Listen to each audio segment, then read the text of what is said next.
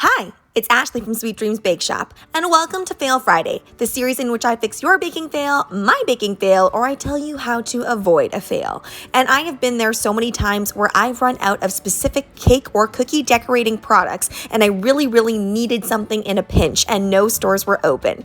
Now, I must say that some of these product replacements are obviously not as good as the first choice, but if you are really desperate, they will do the trick enough so that you can complete an order or that you can complete something that is due for the next day.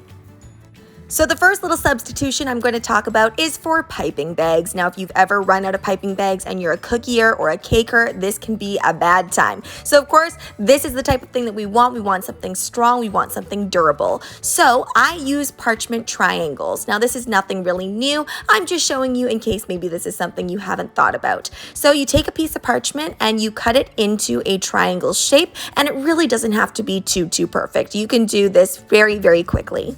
I like to keep it folded in half like that, kind of like a double triangle, so that it's really nice and firm. But if you prefer it a little bit flimsier, you could definitely open up that triangle and cut it into 2 triangles. Now what you're doing is you're basically just kind of folding things over so that you create a cone. And after you're done folding everything over, you're going to tuck everything inside. This is going to keep your cone together. There are no specific rules on how to fold this. Basically, you're just creating a cone and then you're folding over those edges. Now, if you do want to use a particular tip in there and you don't just want to use the tip that created, go ahead and cut off the end and stick your tip in. This will hold together very well for whatever piping project that you're doing. One thing I will mention is that it is tougher to refill these bags after you run out, but you can always make a new one. Now, your other option is you can use a good old Ziploc or sandwich bag. Now, make sure that you use a large one. They tend to be a little bit stronger. I tend to only use this though for things like melted chocolate. Let's move on to product number 2, cake supports. Now, when I first started out making cakes, I really felt like once I learned one thing, I could only use that one thing. And realistically, you can use lots of different things for your cake supports. I prefer the bubble tea straws, but if you have these little lollipop sticks on hand because maybe you've run out of those bubble tea straws, this will work just fine. The reason that I don't use these by themselves is just because I feel like they don't cover enough surface area. So I would band these all together in a little pinch and they will work just fine.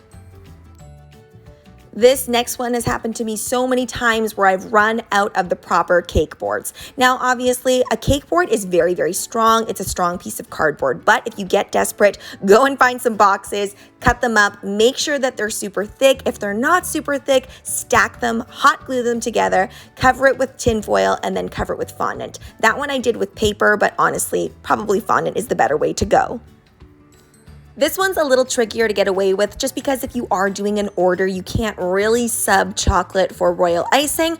But if this is just for you and you're wanting to create a drip, but you've run out of candy melts, you can do this with icing sugar and water and a little bit of petal dust or luster dust if you want to make it metallic. I apologize for the quality here. This was from a short that I did. And then you go ahead and you apply it just like you do a regular drip. Now, the final product here is actually a little bit of a preference of mine, but it was born out of the fact that I did run out of vodka and extracts. So I started using my airbrush colors to paint, and I found it was actually way easier. Now, I realize you might not even have the second thing that I recommended on hand, but hopefully some of these ideas will spark that creativity so you can come up with a substitution for some of those things that you might be missing in a pinch. Thanks so much for watching, guys. Don't forget to like, share, and subscribe so you can be part of the Sweetie fam. Right now, I'm still uploading daily, so make sure you hit that notification bell so you know when I upload. Also, be sure to comment, request, or ask a question. I love hearing from you guys. Bye!